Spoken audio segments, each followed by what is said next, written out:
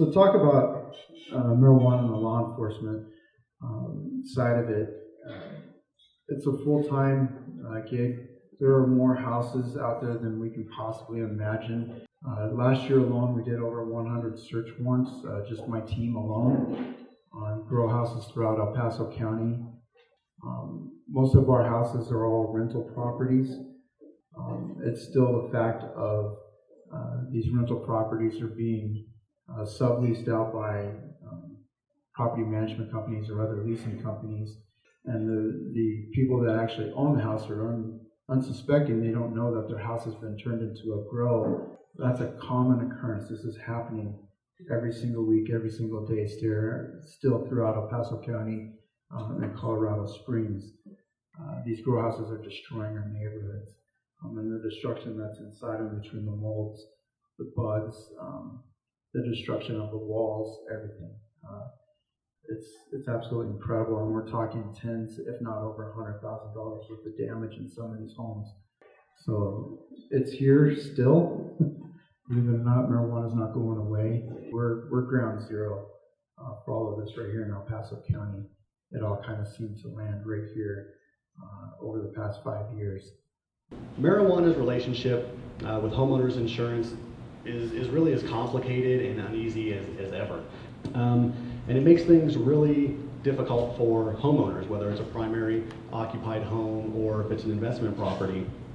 The issue with that is, as it pertains to claims in marijuana, there is not a lot of data to be poured over, especially on the primary side.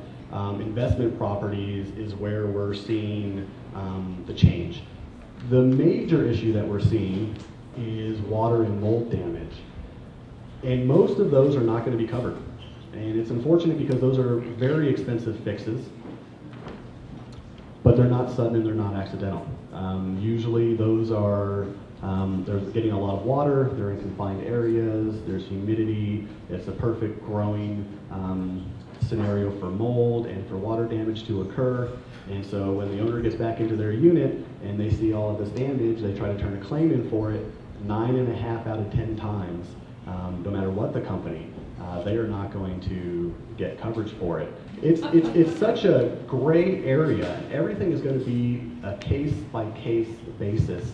And all I can really recommend is, if you guys come across a situation that you're not sure about, everybody here has insurance, reach out to your company, reach out to your agent. We can at least try to give you some advice and guide you so you can give the best information possible to your client, so they're making an informed decision going forward on what they need to be prepared for and what may or may not be covered in the future. How many of you all know what a house looks like? Most of you been inside a house?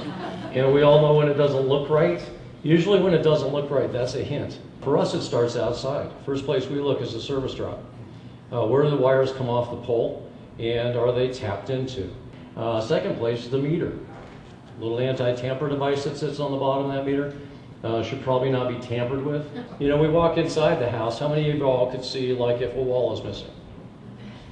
Well, most of the time we can, can't we? But what if you can't? What if it's been painted over?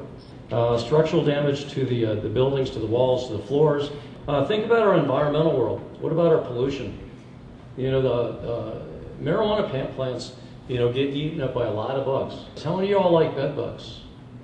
Bed bugs. So we get high humidity. We're going to introduce a whole another level of thing that we don't normally have here in Colorado. We don't have a lot of termites. We don't have a lot of termite damage on the inside of the house especially, but bed bugs as well love high humidity. And so we'll start seeing the nastiness of those guys and the things that like to eat them. Snakes, rats, mice, all those things that like to come along with that. Pesticides, spider mites, mold, those sorts of things that go on the plants.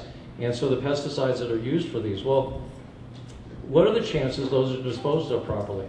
So 50%, 60 to 65, pretty active mold growth. So we start sustaining that, and we will have mold.